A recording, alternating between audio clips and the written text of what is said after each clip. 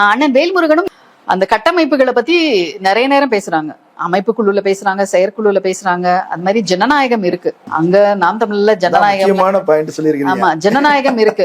இப்ப உட்கட்சி தேர்தல் நடக்குது அப்படின்னா அந்த உட்கட்சி தேர்தலுக்கு யாரெல்லாம் வேட்புமனு தாக்கல் பண்றாங்களோ அவங்களுக்கு பொருளாளருக்கு தொகை, தலைவருக்கு இவ்வளவு தொகை இருக்கு. இத மாத்தலாமா இல்ல அதுவே இருக்கட்டுமா அப்படின்னு கேக்குறாங்க. அது கேக்குறாங்க. இப்போ நான் உட்கார்ந்து இருந்த அறையில உயர்மட்ட குழு, அதுல ஒரு 60 பேர் உட்கார்ந்துருப்போம்.